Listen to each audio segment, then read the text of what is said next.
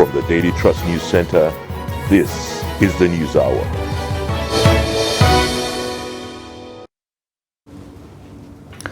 On News Hour tonight, protesting women burn down Boko's traditional ruler's house over arrest of suspect. The federal government has extended free train rides until Sunday. Hope amidst despair as Nigerians set agenda for 2024. On the global scene, Senegal opposition leader loses election appeal.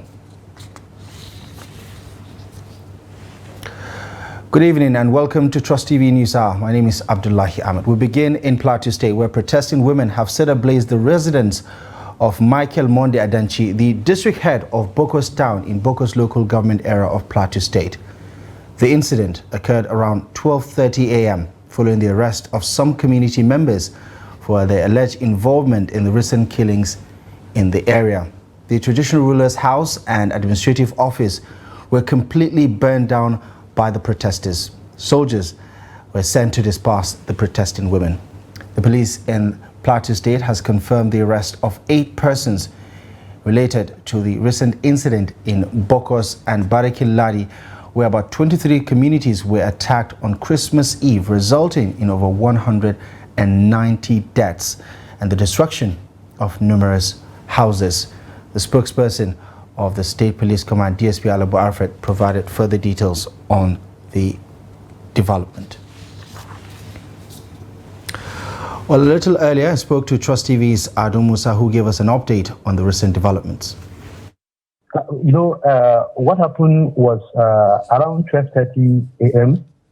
After the report of arrest of some members of the community for alleged involvement in the killing that is ongoing within the communities of Bokos. So the women now felt that their members were not part of those that are supposed to be arrested. So for that reason, they now gathered together and then headed to Sector 5 of Operation Safe Haven to register their anger regarding the arrest of their members. So from there, they also moved to the Divisional Police Headquarters of Bokos Local Government, where they also went to register their anger. So after leaving there, they now moved to the traditional ruler's house to also complain. But unfortunately, before you knew anything, the protesters then set the house ablaze. And according to the Operation Safe Haven, that the arrest followed the report of the isolated killing recorded from Monday until today. Because even today, there was also another cause that was also recovered from one of the communities. So according to the security, particularly the Operation Safe Haven, that they carry out the arrest in order to stop the ongoing isolated killing, so as not to allow it to get out of hand. But a moment later, according to him, that after the arrest, they made a lot of interrogation and then later released some of the suspects that were arrested by the Operation Safe Haven. However, the police, on the other hand, is saying that they have already arrested 8 persons in connection with the alleged involvement in the isolated killing. So this is what is happening at the moment. Some of the sources from the community, they said they are alleging that the traditional ruler is siding with the herders, because he is not a herder, but according to them, he is siding with the herders. So for them to now see that, okay, this man has been siding with the herders, or rather he has not been siding with them, so the only thing they can do is just for them to maybe descend on him or set his house ablaze. So this is just the reason. They say he has been a betrayal, you understand? They call him all sorts of names. That, in fact, generally they say he's a betrayal. He's siding with the herders. So these are the reasons given by some of the residents that the woman went to the house and then set it ablaze. The problem is this. We do have problem with security agencies, especially when we are looking for certain information, especially with regard to the current development, that is the isolated killing. We do ask them that, okay, with the pronouncement of deployment of security personnel to some of these affected areas, Yet, we have been hearing reports of cases. What has been the problem?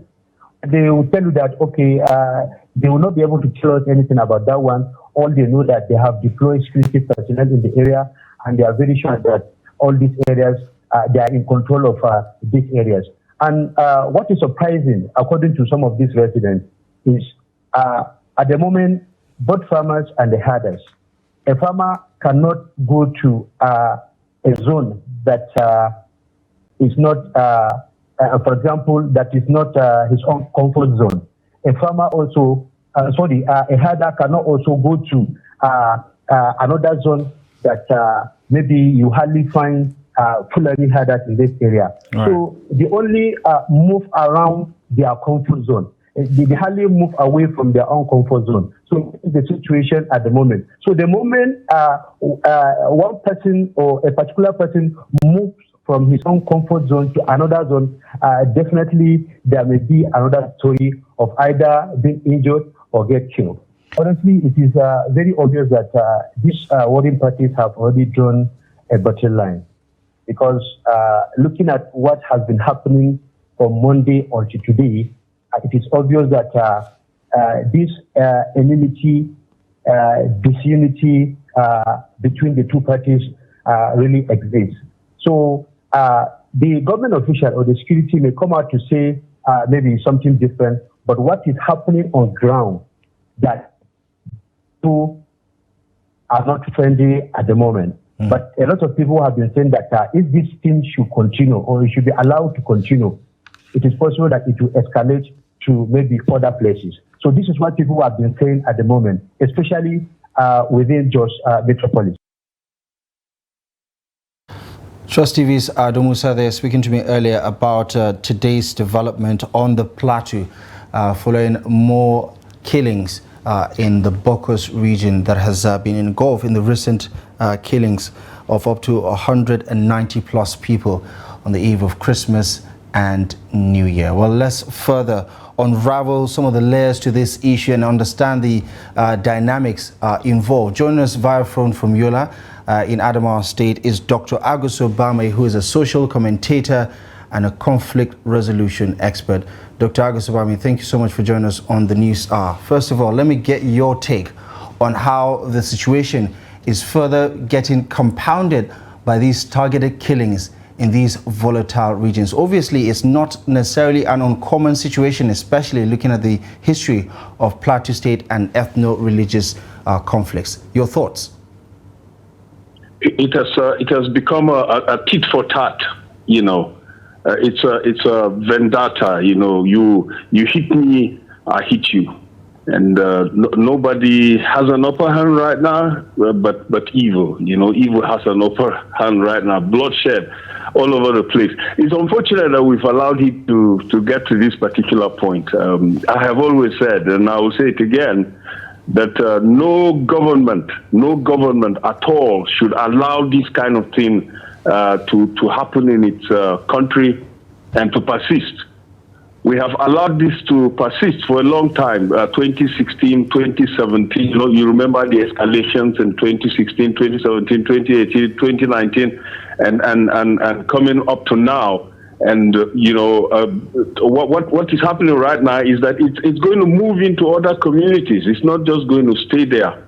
And I'm afraid it's beyond the usual herder-farmer crisis that we know. It's become a criminal enterprise. It's really beyond herders and farmers, because the farmers are not comfortable. The herders are also not comfortable. There are people up there who are gaining from this and are bent on pushing it and turning brothers against one another. Because we must understand we are one. We're not only in the same country, but we're actually one. We're the same people. We're human beings. You know, when I say this, sometimes people don't understand, but tribal differences and regional differences, even religious differences are superficial. They are all superficial. We're human before we're anything else. Right. You are first a human being, and then later you discover that you are born into a Muslim family or you are born into a Christian family, and then you take to Islam or you take to Christianity. You are first a human being, and then later you discover you are a Fulani or you are a Tarok or whatever tribe it is. So, but the main thing is that we are first human beings, and if we will treat each other as human beings, we will not have what is going on in the plateau and in the north central states. And unfortunately, like I said, if we do not control this, it's going to progress and become a much bigger problem. Looking at how common this particular situation is with regards to communal clashes that can be tied to ethno-religious differences and things like that. I know resource management is also at the heart of the problem, and we cannot also dissociate it with chaos merchants who are bent on exploiting some of these fault lines. Why does it appear that the more these things happen, the more it does look like we have no solution in sight for this recurrent phenomenon? We have a solution. We have a solution. We just lack the willpower, the political willpower. It's just not there to step on toes. It will involve stepping on toes. It will involve taking out some big people, and then these things are known. We just playing around with it for political convenience and all that. Again, when we talk like this, sometimes we're called troublemakers and the rest of it. I mean, we shouldn't allow this kind of thing to continue. And in a country like Nigeria, we've got the police force. Okay, I agree. The police force is not well equipped, and it's an indictment on us that we can go to other parts of Africa and do superb police work and receive commendations and awards for it, but we can't do it in our own country. And then we have our soldiers out there doing the work of the police because they are better equipped than the police. But when you talk with some of these soldiers, they will tell you that their hands are tied. A lot of times the report is received, but they cannot just get up on their own and go and prevent things if they are not given the orders. So we are in a situation. That's why I said it's a lack of political will. A criminal is a criminal, and as soon as we start dealing with criminals as criminals, we will overcome these things. Right. But if for whatever reason, whether it's tribal or religious, we allow these things to persist, we see it happening, but we do not give the order for it to be dealt with. And then it's going to continue to be tit for tat, and it will move on from generation to generation and become a much bigger problem. Right. And this is apparently what we're dealing with right now. I mean, despite the deployment and redeployment of security forces to the Bokos and Bariki-Ladi areas, we still have seen some of these targeted killings that are probably a function of reprisal attacks over what happened just a week ago before Christmas. Give me a sense of what needs to be done away from the kinetic approach to lower the temperature and bring about, this common ground where we can build peace in the plateau, for instance. And I bring that case because you have some sort of experience regarding conflict resolution in the Numan Federation era, where there is a similar situation over the past few years, and we've seen a de-escalation continuously year after year, where we're seeing few or no incidents regarding pastoralists and farming communities. When it was happening here in Adamawa, the administration that was in power at that time was virtually an onlooker. The entire administration just looking on. Things got out of hand. But then we had a change of administration. The administration that came in actually stepped in, and got hold of the whole thing and was directly involved. Was proactive, was pragmatic, had series of meetings with the communities, had series of meetings with the people that are involved. In fact, those meetings are ongoing as we're talking now, and that's why it's not happened again. Because as long as we sit back and we just look at it, it will continue to happen. So Plateau State has a peace agency, a peace commission. But I can tell you this, that the Peace Commission is not well funded. And for whatever reason, the people who are in power prefer the kinetic that you mentioned earlier on. They prefer because, you know, the security funds, the money given to security, so much, and we have to tell the truth again. A lot of it does not go into the actual work itself. So you have people who are out to do security work and end up becoming very rich with it from it, and so they will prefer that kind of thing that would involve a lot of money coming their way than to give it to people who are trained. These people in the Peace Commission are trained to handle situations like this, to intervene, bring the communities together, find a common ground, and work on building on that common ground so that we can understand each other like we used to do. The Fulanis and the people in these communities are not new people. They know each other. They've existed together for a very long time. And they had among themselves ways of handling these conflicts. Anytime there's a problem like this, there was a traditional way of handling it. But this has been abandoned now. Now we've got to go back there. It's going to take discussions, it's going to take meetings, it's going to take a lot of intervention that will come from experts who are trained in this. And the Peace Commission has the experts, right, but it's not well funded. Its hands are tied down. Until we lose its hands and allow it to work, we're going to have a lot of problems going on and on and on with no end in sight.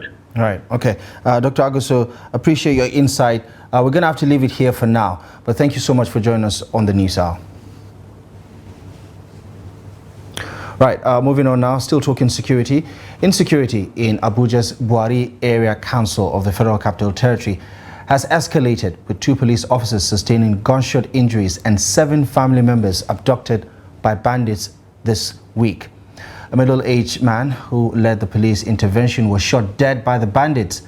The incident occurred during the early hours of Wednesday in Zuma 1, Buhari Central Ward, where bandits were wielding AK-47 rifles targeting specific homes. The deceased had raised an alarm upon suspecting danger, prompting a response from the police. Tragically, he was killed on the way to the victim's house, leading to a firefight between the police and bandits, resulting in 2 police officers getting wounded.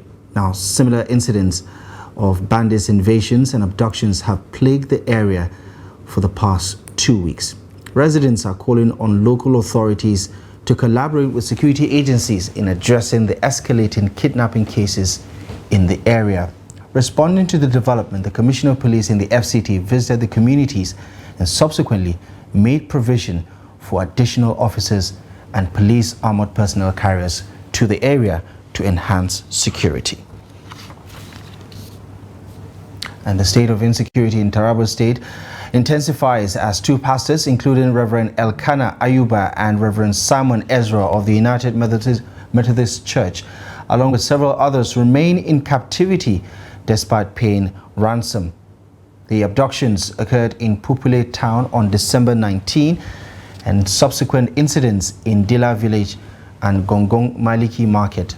Reverend Philip Mika Dokpa of the UMC condemned the attacks, emphasizing the economic and emotional toll on the community.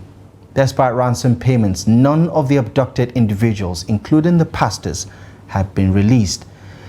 The Methodist Church is calling on both state and federal governments to intervene promptly, warning of potential self-defense measures, including protest and road blockades. While the Taraba State Police Command asserts efforts to address the situation, the Methodist Church is disputing their claims, citing only partial releases and the ongoing captivity of UMC members in the area. Staying in the northeast, suspected Boko Haram insurgents killed Pastor Luka Levong of the Church of Christ in Nations and 5 other members in Kwari, Gaidam local government area of Yobe State. The attackers invaded the community around 2 a.m. on Friday, shooting at the pastor and his church treasurer. The victims were killed in their separate houses during the attack, and several houses, including church and vehicle materials, were set ablaze. Now, the military and the Nigeria police in the area have not yet commented on the incident. Gaidam is located just 177 kilometers away from Damaturu, the Yobe state capital, and is about 40 kilometers from the Niger border. A cross-section of Nigerians continue to voice concerns about the worsening economic conditions in the country resulting from the removal of fuel subsidy and the continuous depreciation of the naira against the US dollar. Residents in Bauchi State share their concerns as part of their New Year resolutions and expectations for the year 2024. Trust TV's Adamu Imam captures their views in this report. As Nigerians usher in the new year, they did so with a renewed determination for progress, underscoring the need for positive change through effective leadership, societal reorientation, and inclusive management of national resources. Expect so many things to happen in this country, especially on the part of the governors. We expect to see reductions in the cost of governance because there is this issue of removal of fuel subsidy, which has affected the life of people. Bring out programs that would help alleviate or help reduce the suffering people are passing through because times are tough. So there should be something to cushion the effect of this removal of subsidy so that people would see the value for money they have. Otherwise, money now, salary cannot buy you basic, even food cannot be enough, will not even be enough. Some express hopes for the opportunity to positively impact the life of vulnerable groups in society in 2024. A better year and also inclusion in women, to be part of the decision making in Nigeria. And personally, I hope to do more because my key concern are youth and women. I want to see what I can do, to contribute my own quota as a Nigerian to see Nigeria women are getting involved and at the same time they are financially independent, inshallah. That I'll be able to touch lives, most especially with this current economy we have found ourselves in. It's so hard for people to, navigate through life like before. So if at all there's anything I would like to do this year is to see how I can touch the lives of the less privileged. However, there is a growing sense that many more Nigerians are losing hope, especially because of the current economic climate. Despite these sentiments, especially among average Nigerians, there is a collective hope that the new year will usher in prosperity for all. Adam Imam, Trust TV News, Bauchi. Governor Caleb Mutfwang of Plateau State has accused the Court of Appeal of unfairness in nullifying his election. Presenting his case to the Supreme Court, the governor emphasized that only one of the 8 points he submitted to the Court of Appeal was determined, and he alleges not being given a fair hearing. Governor Mutfwang claims that the dismissal of the 7 issues by the Appeal Court goes against the directive of the Supreme Court, which mandates addressing all raised concerns. He appeals to the Supreme Court to declare him the validly elected governor of Plateau State, asserting that where there is a wrong, there must be a remedy. The hearing of his brief by the Supreme Court is scheduled for Tuesday and is led by an 8-man team of senior advocates of Nigeria with Kanu Agabi at the helm.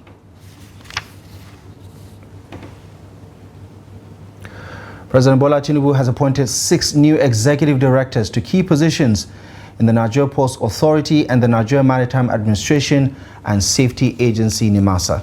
The appointments include Vivian Edet as the Executive Director of Finance and Administration at the Nigeria Ports Authority, Olalekon Badmus as the Executive Director, Marine and Operations, NPA.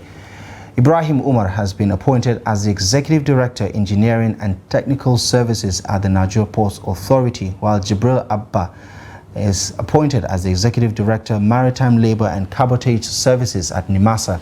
Chudi Ofodile is the new Executive Director, Finance and Administration, and Fatai Ademi has been appointed as the Executive Director, Operations at NIMASA. The President, in a statement, expressed confidence that the appointees would contribute significantly to boosting the marine and blue economy sector's role in the nation's GDP. You're watching the News Hour on Trust TV. Coming up ahead. Despite large-scale telecommunications reach, Nigeria ranks low in digital skills. More on this and many other stories up ahead after the break. We started manufacturing leather since 1958.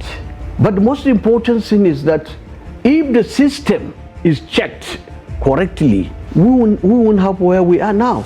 If somebody has depression, they may just be very irritable and unproductive in the office. So you find on average already about 1 in 4, 1 in 5 Nigerians already have mental illness, a mental health condition that needs some form of attention.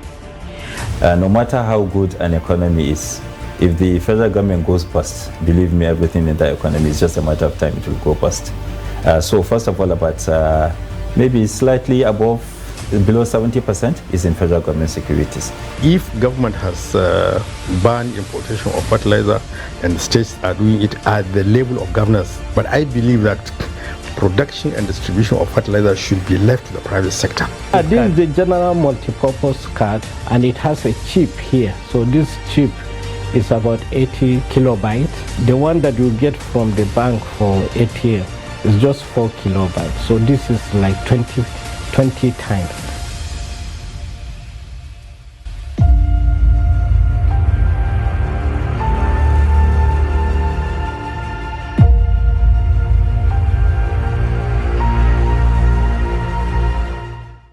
Hello viewers, welcome to another episode of Adam's Kitchen on Trust TV. Try grating it.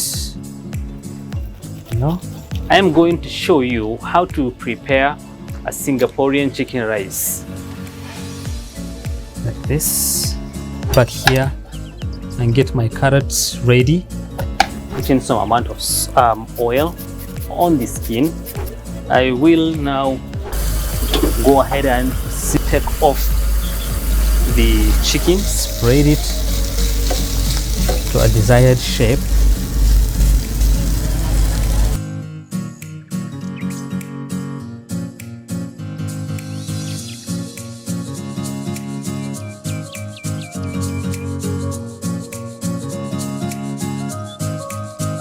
Hello and welcome to Creative Lounge on Trust TV. My name is Ahmed Mohammed Bello and I'm going to be taking you through my journey as an artist.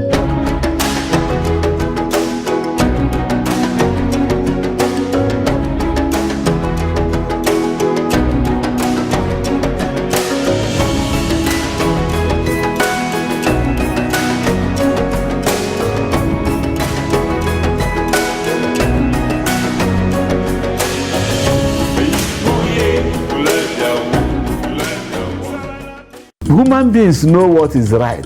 If they don't want to do what is right, they will give you 1,001 reasons why they are doing the wrong things. So they see themselves as conquerors, and other people have been conquered. When the opposition and the press keep parroting that phrase, government has failed, but we will not be here, hold on, we will not be here, sitting down here, if government has failed. There has been almost a total collapse of the security outfit, and the terrorists are taking advantage of this. On that, a country that has about 923 square kilometers of arable land, not more than 2.5% has been cultivated. Of course, you, the Nigerian citizen, will also have your say via our phone-in numbers on your screen. The issue of appointment in Nigeria has become more political than doing the right thing for the country.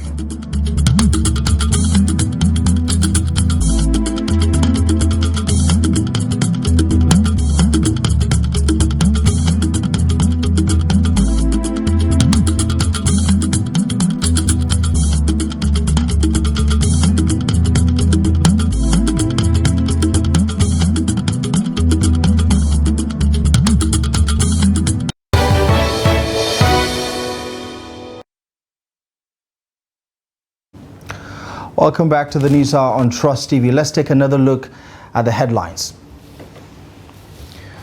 Women protesting have burned down Boko's traditional ruler's house over arrest of suspects in the area. The federal government has extended free train rides until Sunday.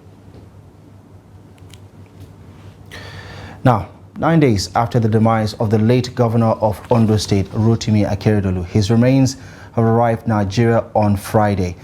This was contained in a Facebook post by his former chief press secretary, Richard Olatunde.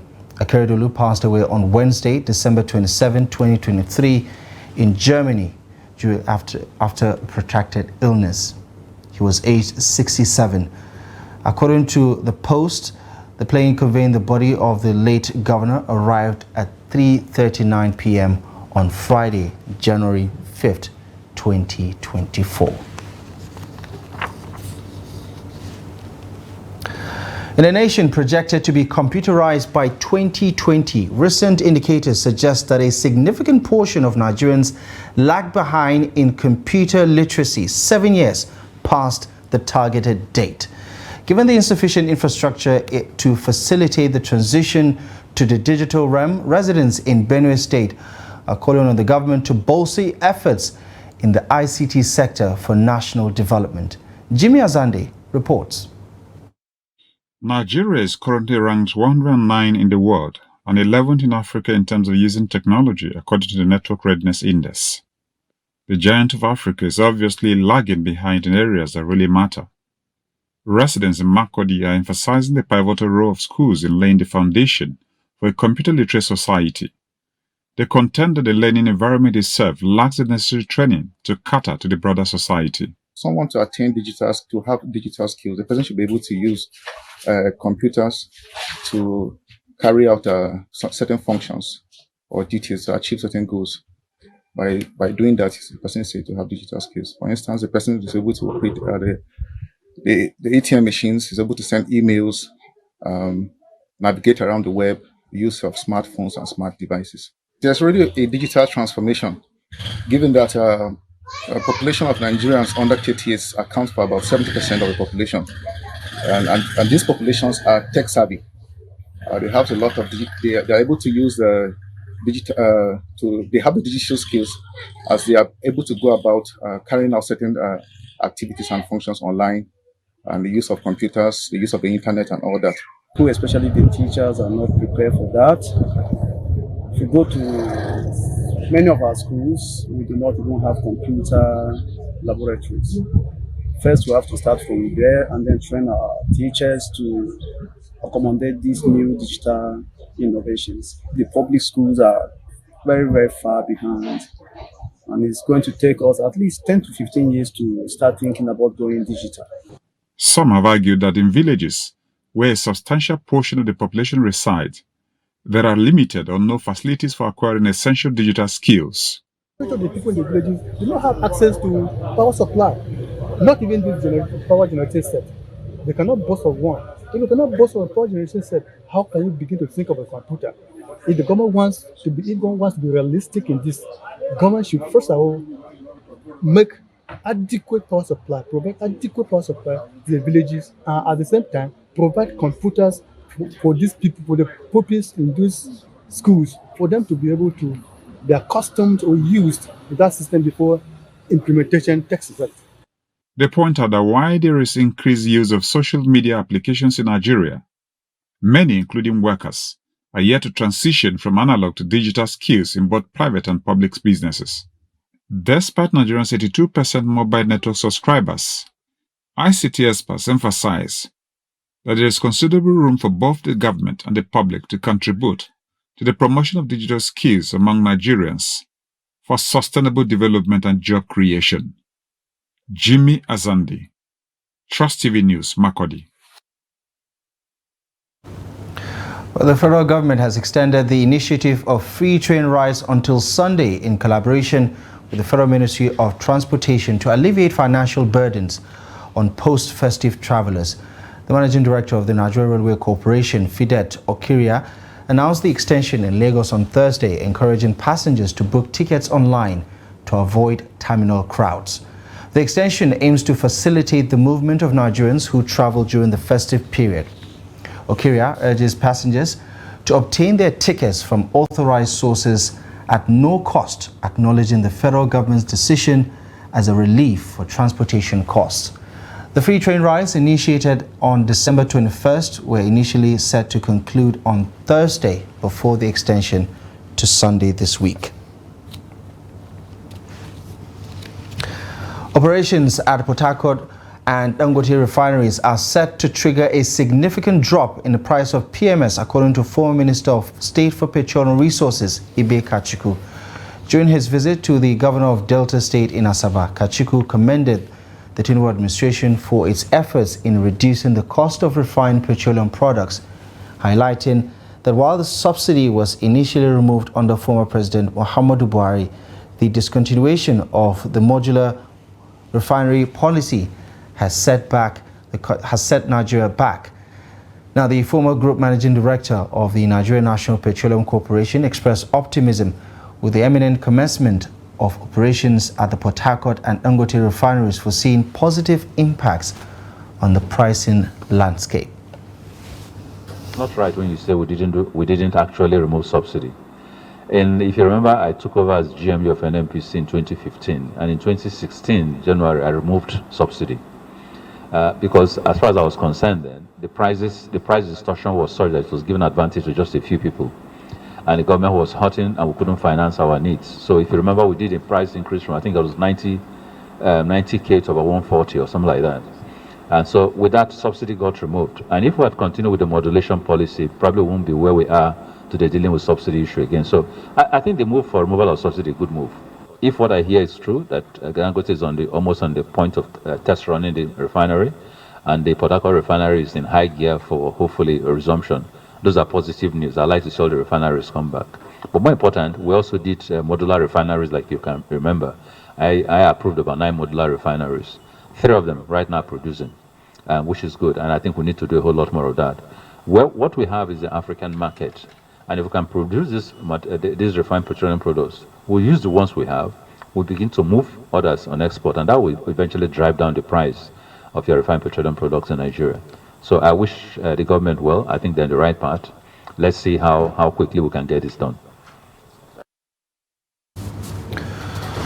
Well, the Nigeria National Petroleum Corporation Limited has disclosed that 60,000 barrels per day Port Harcourt refinery is set to complete test run this month, marking a significant milestone towards resumption of operations after being shut down for years.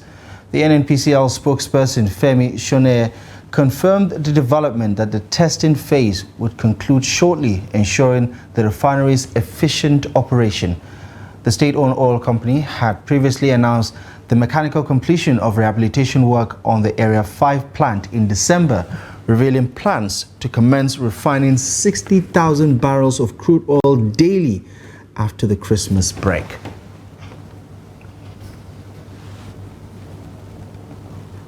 You're still watching the News Hour on Trust TV. We'll take another break. We'll be back momentarily with more news stories. Join us again. Should I keep quiet? And then we kept saying, can't we teach these people basic business, not hustling? Teach our people entrepreneurship, not hustling. Go to China, Guangzhou, different districts. They can turn fair. Am I saying what you don't know? So this about this thing. Yeah, but this time around we are talking about appointment of ministers, where there is an express provision in the constitution as regards that. Let's come to appointments. You know, it is the status of FCT that the constitution has made is too complicated for people to understand. However, if you are to go backwards and do a kind of audit, you will be shocked to find that the resources so far expended on the SDGs far outstrips the achievements face to face. Most of the time when you are involved, it's difficult for you to draw back and have a holistic view, because what? Sentiment would always come to play, because all of us would definitely, I had, like I told you yesterday, I was 100% convinced that you cannot say you are qualified without bringing any document.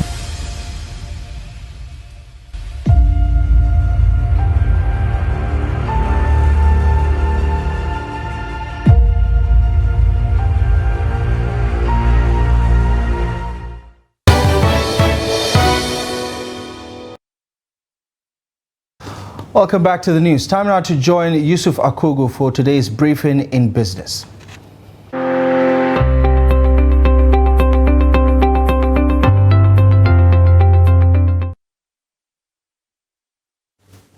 Welcome to Business News. I am Yusuf Akogo. Electricity distribution companies in Nigeria, DISCO, are grappling with an estimated capital deficit of 2 trillion naira. That's about $2.5 billion, and require fresh investment to revive the industry struggling to adequately supply power to over 200 million Nigerians.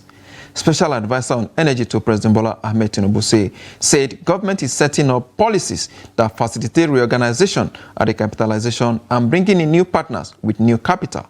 According to her, the recapitalization will accompany plans to make electricity tariffs cost-reflective, which will improve the liquidity and viability of the power sector.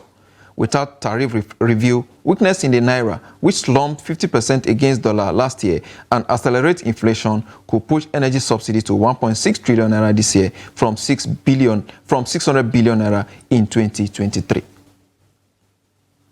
The Nigerian National Petroleum Corporation, NNPC Limited, says it will complete the test run at the Port Harcourt refinery this month. This is a major step toward resuming operation 5 years after the plant was shut. NNPC spokesperson Femi Shoneye said testing will be concluded to ensure the refinery efficient operation.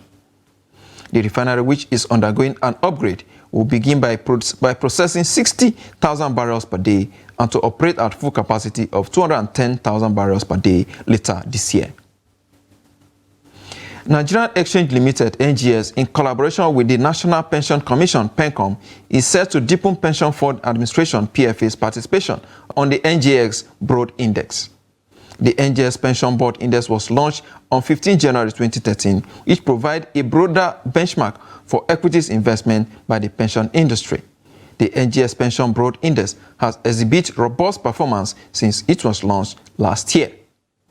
Commenting on the performance of the NGS Pension Board Index, acting CEO of the NGS, Jude Chiemeka, expressed gratitude for PENCOM insightful partnership, stating that the collaboration between NGS and PENCOM underscores a shared commitment to fostering transparency, compliance, and growth within the Nigerian capital market. Now to the forex market. Naira again declined against major currency of the world as it declined both in the official and of course the black market windows. Let's look at the figures for today.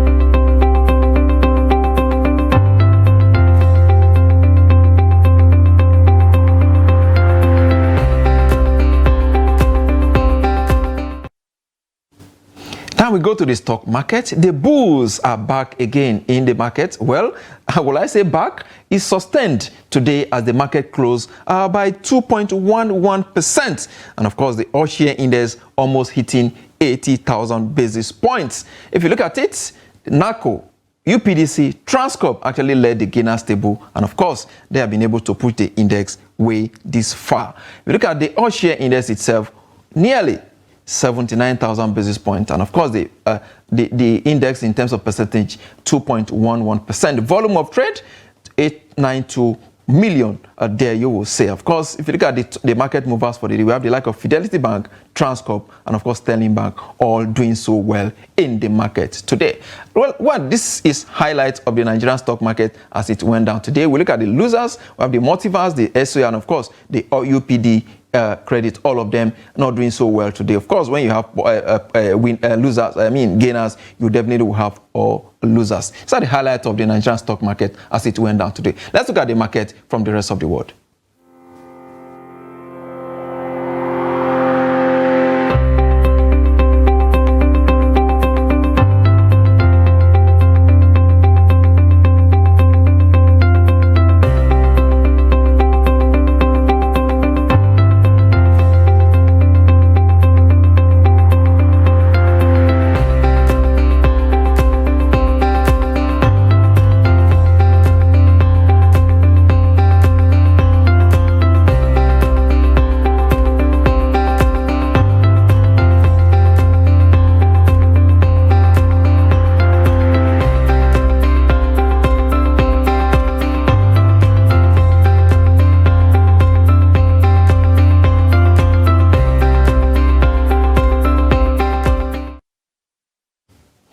Finally, in business, we look at the crude oil price as it rose on Friday as U.S. Secretary of State Antony Blinken prepared to visit the Middle East in an attempt to prevent the Israeli-Hamas conflict from widening.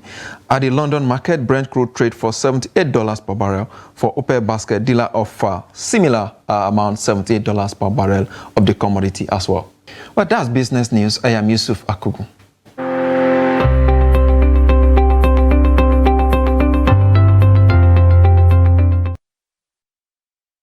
Well, from business, we take a look at developments on the international scene. Senegal's Supreme Court has rejected opposition leader Ousmane Sonko's appeal against a libel conviction, potentially ruling him out of next month's presidential election.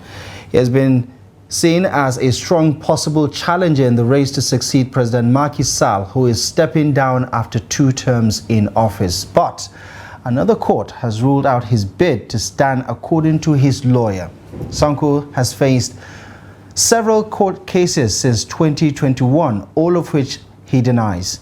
On Friday, Sonko's lawyer said he had been told by the Constitutional Council that his client's application to run for president was incomplete without giving specific details. Reports say there was no immediate sign of public protest in response to Friday's ruling. The Constitutional Council is set to publish a final list of cleared presidential candidates on January 20th. The death toll from the recent earthquake in Japan has risen to 94 and 220 people are still missing as challenging weather conditions and damaged infrastructure impede rescue efforts. Rescuers are grappling with rain, snow and falling temperatures, making the search for survivors increasingly difficult. Despite pulling 2 elderly women from the rubble in Wajima, hopes for finding more survivors are diminishing by the hour. The port city remains heavily affected with a lingering smell of soot and signs of extensive destruction, including a large fire that consumed hundreds of structures on the first day of the quake. Back on the African continent, Oscar Pistorius, South Africa's former Olympic runner, has been released from jail on parole nearly 11 years after fatally shooting his girlfriend, River Steenkamp. The 37-year-old double amputee, known as the Blade Runner, was discreetly moved from Atteridgeville Prison to his home in Pretoria. The Department of Correctional Services confirmed his admission into the community corrections system. Pistorius, prohibited from speaking to the media under his parole conditions, will maintain a low profile. He was convicted of murder in 2017, receiving a 13-year jail sentence for the 2013 Valentine's Day shooting of his girlfriend. Let's switch gears now and bring you up to date with the latest in sports. Here's Emmanuel Fashemi with the latest.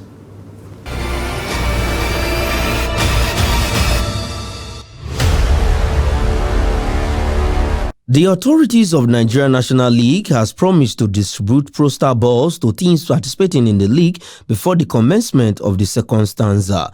Announcing this in Abuja, the chief executive officer of the league, Emmanuel Atta, said the balls which were manufactured abroad will be shared to the clubs for their matches. The former chairman of FCTFA went ahead to say the first batch of the balls have been delivered to the league secretariat to be dispensed to the 40 clubs playing in the league for test run. According to the CEO, he stated that the Pro Star balls will bring the needed qualities to the most important league in Nigeria. The Pro Star balls are of high quality, produced with the latest ball fiber technology, which will stand the test of time. Former Everton of England women's football club player Rike Sevecki has been advised to stop playing because of a heart condition. The 27-year-old Danish international signed for the Toffees in 2020 before leaving last summer to join American club side Portland Thorns. Will not return to the USA National Women's Soccer League outfit in 2024. She took to her social media account to write the past months, "I have had some tests done. I recently got the results back, which says that I have a heart condition. This means that I am not allowed to continue playing professional football and have therefore been forced to stop playing immediately. Sifeki represented Denmark at the last FIFA Women's World Cup in New Zealand and Australia. And that is sports. I am Emmanuel Fashimi.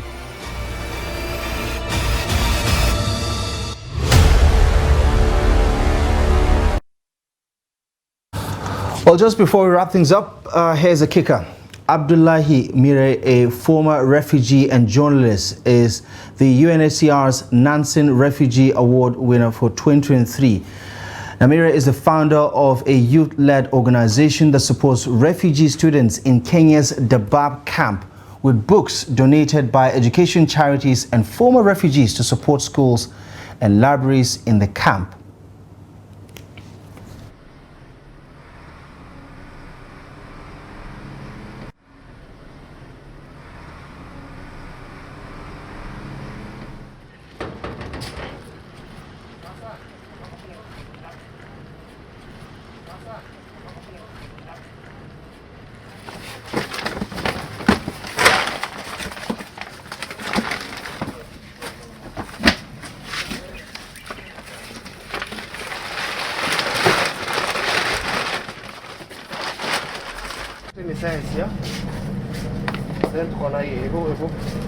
These are books for kids who are learning art. We believe art is a great thing. And my role is to connect the youth here in this camp to the world for better opportunities. Books open doors that you cannot imagine.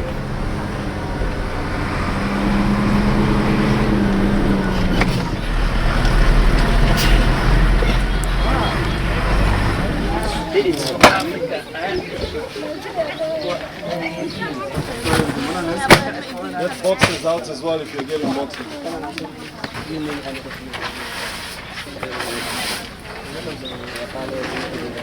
good to move. Academia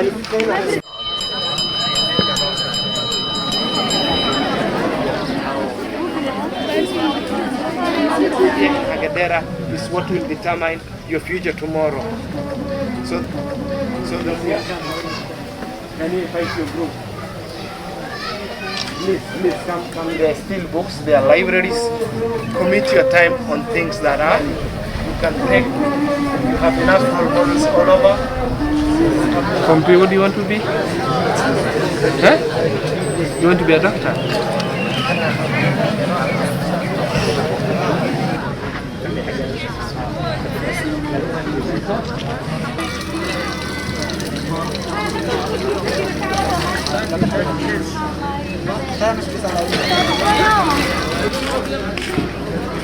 Once you have education, you can rebuild your country, you can rebuild your life. To me, my happiest moment, my highest moment is when I put a book in the hand of a needy child, a displaced child. Let's read today, month of the year, February. The third month of the year is March. Abdullahi, and he's here with us. Abdullahi was a student at Juba Primary School, Standard 6 at the year 20.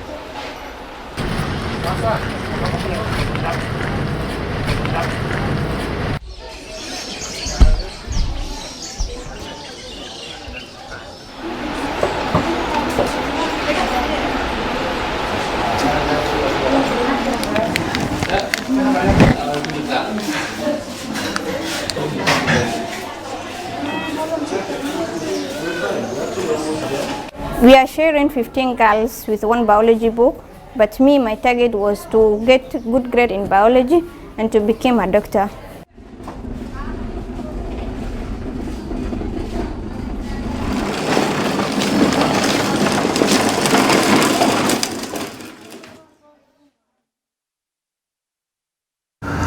Well, that's our package for you on News Hour tonight. Thank you most kindly for joining us. As always, we encourage you to follow us across our social media platforms so you don't miss out on any of our contents. And please take a look at our website, trusttv.com, for the latest news.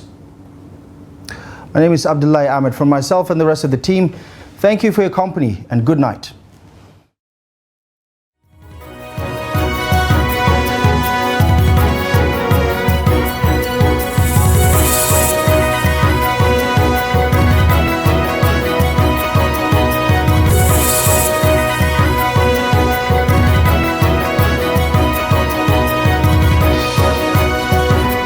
From the Daily Trust News Center, this is the News Hour.